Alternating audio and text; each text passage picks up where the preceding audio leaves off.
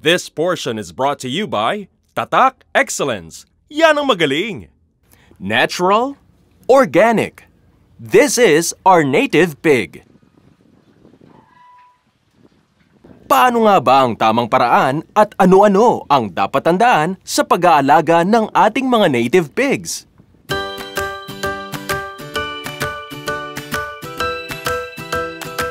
Ang pag-aalaga ng native pigs ay madali kumpara sa ibang livestock dahil matibay ito sa sakit. Hindi rin ito magastos alagaan because the basic requirements are readily available in your community. Umpisa natin yung pag-aalaga ng native pigs sa mga lahi na nandito na sa atin. Huwag na tayong humanap ng iba. Kung ano yung nakikita natin sa ating paligid na mga, siguro yung mga matatagal na mga native pigs, tingnan natin paano ba natin siya mapapagyaman. The basic requirements of raising native pigs are housing and nutrition. Housing requirements are simple. Dahil gubat o kabundukan ang kanilang itinuturing na natural habitat, pigs of this kind can be housed anywhere depende sa farm resources ninyo.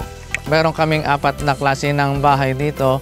Meron sa ilalim ng puno ng mangga, meron sa ilalim ng kulungan ng kambing, meron naman yung nakakulong na para sa bulugan.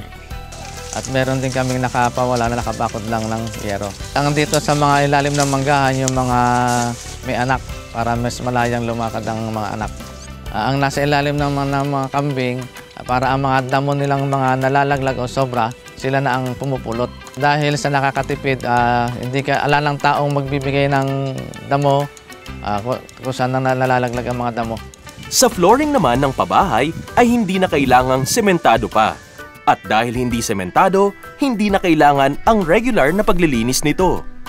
The waste will directly decompose to the soil at magsisilbing pataba ng inyong lupa. Kasi nga natural, yung naturally grown, siguro sa wild naman, walang semento doon. Mamimili naman sila kung gusto nila ng tuyo, yung kanilang higaan o basa. Tsaka yung kasing sementado, pag malamig din yung semento So, siguro nakakakos pa ng ubo yung pagka ang baboy ay natutulog sa malamig na tulugan kagaya ng semento. For beddings o higaan ng mga baboy, maaaring gumamit ng ipa, coconut husk, o simpleng damo to keep them warm during the cold weather. During hot weather, native pigs have a natural mechanism to adapt. Yun naman baboy, pag basa yun, inaano nila ng uso nila hanggang sa nakagawa sila ng parang lake, lubluban nila. So, gustong-gusto nila ron, lalo na pag mainit. Naglulublub talaga sila. So, pag meron ng ganun, nilalagyan na rin namin ng tubig. Hindi maselan sa pagkain ang native pigs, kaya magaan sa bulsa ang pag-aalaga nito. Kumpara dun sa hybrid, ang pagkain nila is corn-based, yung mais.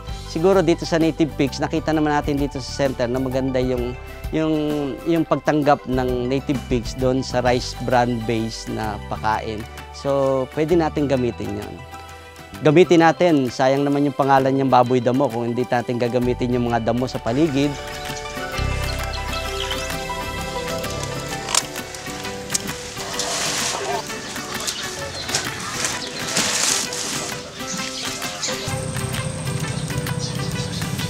Madali lang makita sa paligid ang mga halaman kagaya na lang ng Madre de Agua na mayaman sa protein, kangkong, dahon ng saging at ipil-ipil.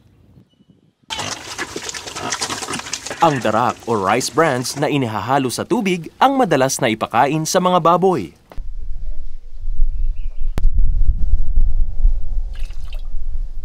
Inihahalo sa darak ang asin, pulot o honey, at EM o effective microorganism to make it more nutritious.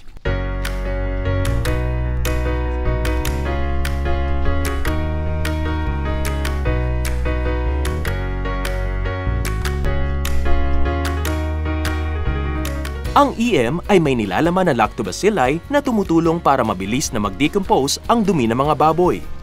It also helps lessen its foul smell.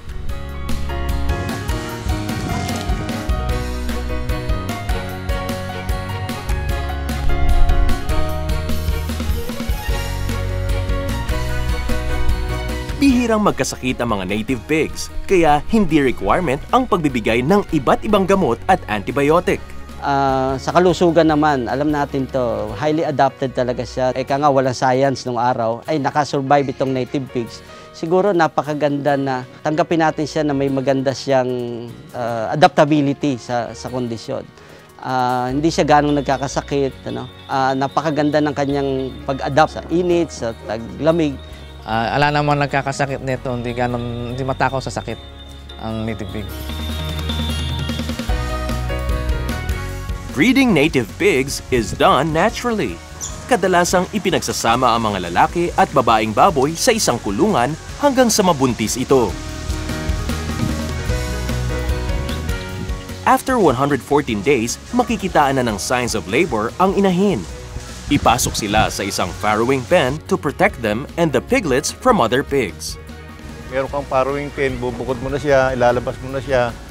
Kasi minsan pagka naabutan siya ng panganganak doon sa kasama niya, kinakain ng mga kasamahan niya yung nilalabas na biik. Kaya bago manganak, kailangan ilalabas mo na rin siya doon sa karamihan. Makalipas ang 40 days, iwalay na ang mga biik mula sa inahin. Isama sila sa iba pang mga biik para sabay-sabay silang lumaki.